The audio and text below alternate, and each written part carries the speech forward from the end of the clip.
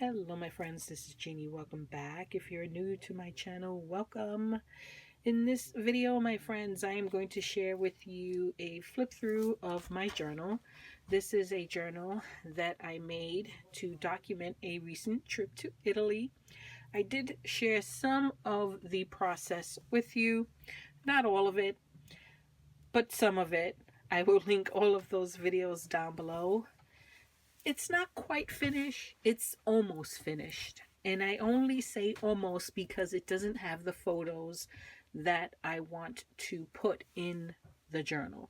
I ordered a bunch of mini prints, and when those mini prints arrive, my plan is to put them in the journal, and then the journal is done. I don't know if you have any interest in seeing my personal photos from my trip to Italy. But if you do, let me know. Leave a comment down below.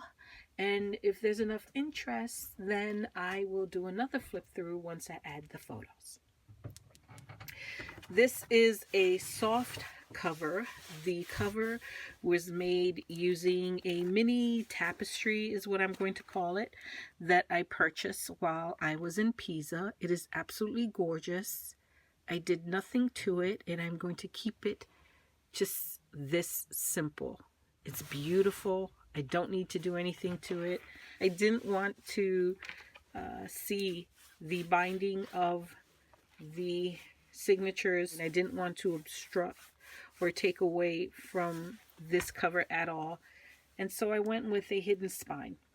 The way I did the hidden spine is once my signatures were complete, I took a strip of Tim Holtz fabric, backed it with some canvas just so that it was a tad bit sturdier but still soft, and I sewed my signatures onto that. Then I glued that onto the inside cover, added some rickrack trim here just so that it looks a little more finished. And I also enjoy, I like the break in the pattern. I think it turned out well. I'm really happy with it. The journal has 3 signatures.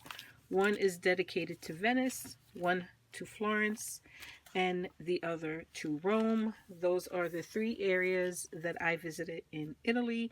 So 3 signatures, 3 regions. It made sense to me. On the cover of each signature, I stamped Venice, Florence, Rome, and I did that using a very old, super old foam alpha set from Tim Holtz. It's called Blocks. I have the lower and the uppercase letters. I stamped using some dye ink. This is from Ranger. It's called Raven.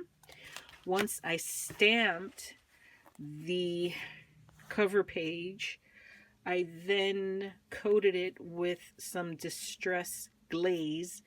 I didn't have black soot for whatever reason. I don't know if they even made black soot, but I had chipped sapphire and it was close enough.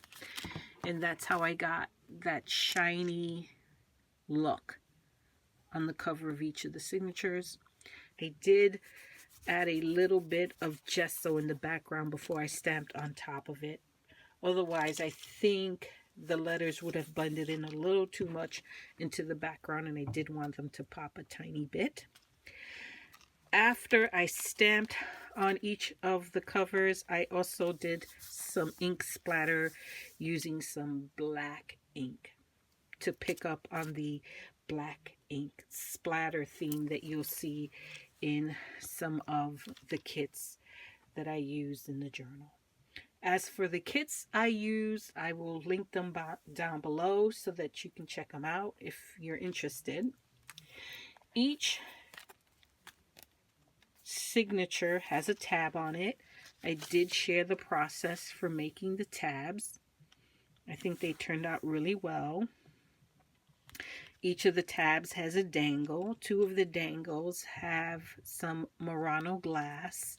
They were a pair of earrings that I brought back with me from Italy with the intention of turning them into dangles. And then one of the tabs have some cute little travel charms. In this case, it's an Italian flag, or It's a little charm with the colors of the Italian flag. I think it's supposed to be a suitcase now that I look at it. The Leaning Tower of Pisa and a little airplane. I didn't want to embellish too much because the fact of the matter is I need a lot of room for photos. And once those photos arrive, I will have a better sense of what else I can do to embellish the page. I want to embellish the pages in a way that work with the photos. So I did some embellishment, but I didn't do all my embellishing. The splatters that you'll see throughout the book, the way that was done is I used my ink stain daubers and I just pounded quickly on each page, creating, well, not each page, on some of the pages, creating that splat. In order to do that, you'd really have to have the old, these are old, these are the distress stains. You'll remember when they used to have the foam on the top. So I have a lot of those. And so I saw, I think it was Barbara. Yes, Barbara from 49 Dragonflies used this same technique in one of her recent journal makes. Loved it so much, I decided to do it. And I love the way it turned out. I used different colors and just pounded some pages in the book. And that's how I got that splat. I also embellish some of the pages using a stamp set by Tim Holtz. It's called Stamp Collector CMS 338. And as you can see, it's all stamps of, well, stamps. So because at least one of my journal kits has a stamp theme. Let me see if I can find a page to show you. Has a stamp theme. There it is. See that? I decided to pick up on that theme and add it on some of the other pages so that we have some cohesiveness. I really tried to make this journal cohesive. I don't always do that. But hopefully, like I said, it worked out. I think it works out. What's important is I'm happy with it. This is the paper ruffle that I made using some receipts. This is some of that brand new Tim Holtz paper released from the vault. This is the 8x8 size, I believe. Here we have a belly band, vintage envelope, journaling card. This kit was a last minute addition. I used this same kit to make some thank you cards for some of the people who helped to plan the trip to Italy. And because I used that, to use the kit to make the cards, I thought it'd be nice to also add the kit to my journal as a reminder, because I really did enjoy making those cards. They turned out beautiful. I did do a video for that. I will link it down below as well. I went in here and there and added some pieces of Tim Holtz fabric, stapled it on. I just love the different textures. You have the paper, the doily, you have the fabric, and then you have the metal staple. I just love the different textures, so that's why I did it that way. Here's a pocket. I'm pretty sure I shared with you, yeah, I'm pretty sure I did, the process of how I made these pockets. Here's a tag we made together. On the one side is part of a brochure or a map I brought back from Italy. On the other side is some antique Italian law paper from an Italian law book. We made that together. What I did after is I added an image from that same Whimsical Traveler, I think is what the set is called. I'm not sure. It'll be linked down below. But I fussy cut some of the images from that kit and used them to further embellish the tag. Then I also added some mini flashcards. These are from Tim Holtz Ideology. I had these for a good long while. Super cute. Glad I finally got to use those. The stamps, the little trim stamps, that is also Tim Holtz. That is part of the Ornate Trims CMS 326. Fun stamp set. This is the one I used right here. I think it's upside down. Oop, there we go. Here I just did a simple paper clip to attach this weekly time record. I will be playing with this once I get my photos. I think that'll be a good, almost an accordion style setup for some photos. More of that pounding, that splat, and some stamps. Here's the center of the signature. On the one side I put a taller pocket. I have that time card tag. On the one side is a time card, the other side is covered with or is backed using another map I brought back from Italy. And then just a little sheet, some ephemera that I hope to use once I get my photos. This little flip out is really cute. I made this using a postcard I brought back from Venice. It was like a collage style postcard. By itself, I didn't like the way it looked, but once I deconstructed it and collaged it this way, much happier with this look. And here's just another spot where I can add some photos. Here's a side pocket. This was a super tall tag we made together, but once I put it into the book, I didn't like the way it looked, so I just folded it over to make it shorter. And I have a little area here where I can tuck something in, and it just works much better. Here's another one of those journaling cards. Another paper ruffle using receipts. Little tuck spot here. I have a seed envelope. I'll do something with that once I have photos. Another journaling card. Here I did a little collage. Here's my little painted frog. Should look familiar to everyone. You see him all the time. It's a little picture on my channel. I've had this painted frog forever, and I will continue to have it forever. It's going nowhere. So I decided that moving forward, I would try to document that little painted frog as often as I can, just to remind me. It's a little icon, my little channel icon. And then on the back side of the first signature is another fussy cut of an image from that same card making kit. And then pretty much the layout and structure of the other two signatures are very similar. This is driving me a little bit crazy. I glued this postcard on so crooked, and I'm trying to get over it. But it's hard to get over it. I might add a little trim here so it's not so obvious that this thing is crooked, but it's very crooked.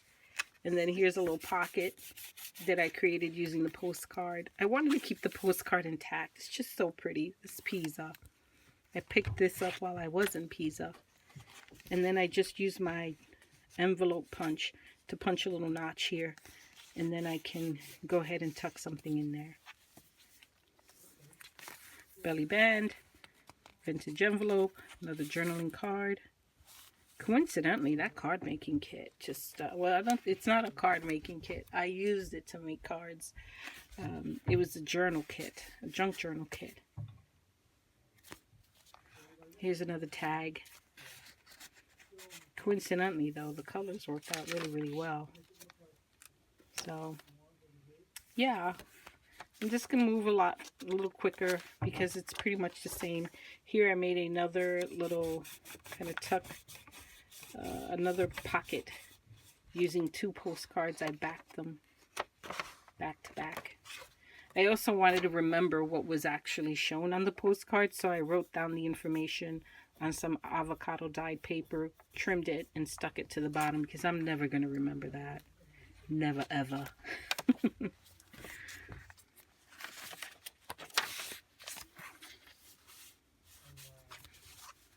Here's some more postcards. These I picked up in Florence. Every time I went to a new region, I picked up some postcards. That's another one of those tall tags folded over, and another journaling card.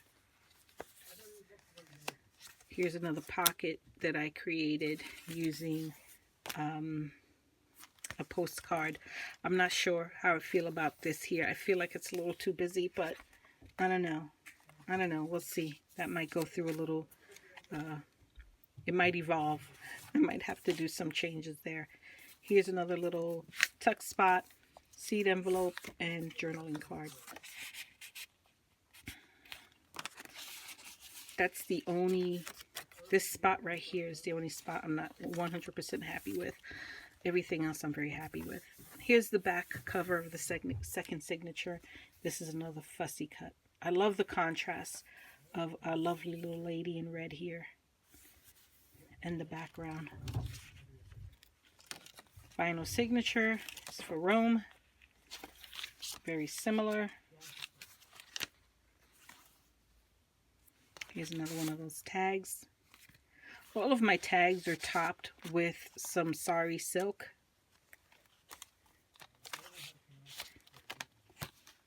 Vintage envelope.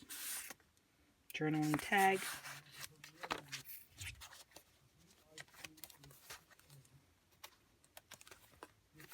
Here's the center of the signature. Another one of those time card tags.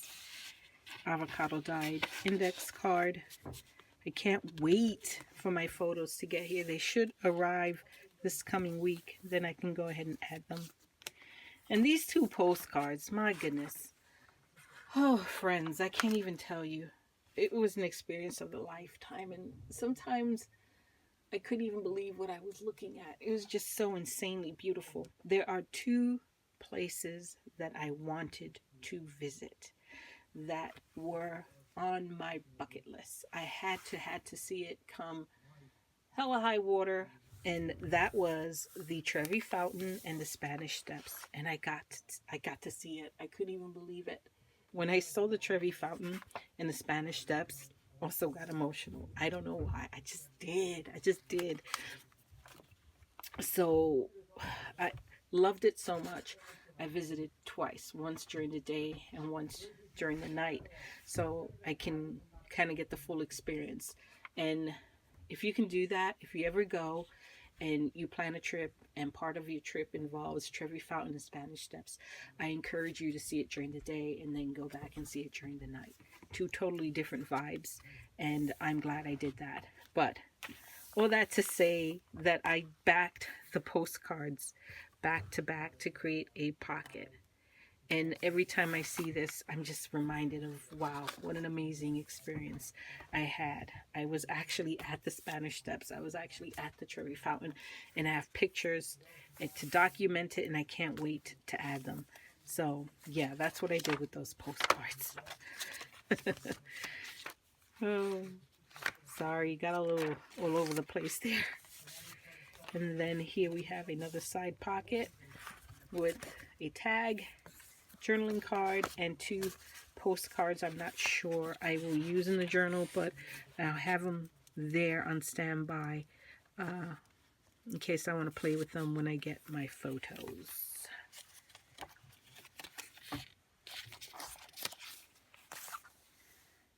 Final tuck spot, seed envelope, and a journaling card. And then here I have the back of the final signature. Added some of that paper ruffle that I made using some receipts. A little bit of fabric here just for texture. And that is my journal. If you are interested in a flip through once I do add the photos, let me know. I'll do another video if that's something you're interested in seeing. Otherwise, this project is done. I'm ready to move on to my next project, which it's not going to be my Edgar Allan Poe book. That poor journal has been sitting on and waiting in the wings forever. But I think I'm gonna skip it again, and I'm going to move into Girl Scouts. I need to make some Girl Scout. No, I don't need to. I want to make some Girl Scout journals. I'm almost done. I've been leading the same Girl Scout troop for over 10 years now. They are all juniors in high school. I've had them since pre-K. So I have one more year with them and then I'm done. I have no intentions of leading another troop. This is the end, or it's going to be the end of my scouting experience. I want to make a journal for myself to document the past 10 plus years of Girl Scouting. I have two wonderful troop leaders. The three of us led the troop together. So I want to make 3 journals, one for me and one for each of them. Throughout the years, I have accumulated thousands of photos of all of our scouting adventures, our scouting journey. And I have the momentous task ahead of me of sorting through that and trying to curate photos that highlight our Girl Scouting experience, and I want to document all that in a journal. So that is going to be my next project. I have no idea how long that's going to take, but I think it's something I need to start. I also have some ideas on something a little different I want to use. I got my hands on some vintage cookie tins that I think are big enough and deep enough to house a journal. So I think I want to make the journals in a size that will fit in the tin. That way they can be stored in the tin when not being used. Right? Sounds amazing in theory. I don't know if I can pull it off, but I'm going to try. I have been curating lots over the years in anticipation of making these journals. So I have to sort through that as well. It's a bit of a task, but I think it's when I'm ready to start. So that's going to be my next journal project, I think, unless I totally chicken out and decide to put it on the back burner. I still have some time, but I figure because it's so much work, I should really start now. Yeah, but I might chicken out. I figured if I mention it here, I'm kind of committed, right? But am I really? If I change my mind, I change my mind. It is what it is. But yeah. Let me know your thoughts on this journal. Check this out. Did I show you? Look how pretty it looks on the top with all of the sari ribbon just spilling out, overflowing from the top. I absolutely love that. Love the different textures. And I can't wait to see how girthy this book gets once the photos are added.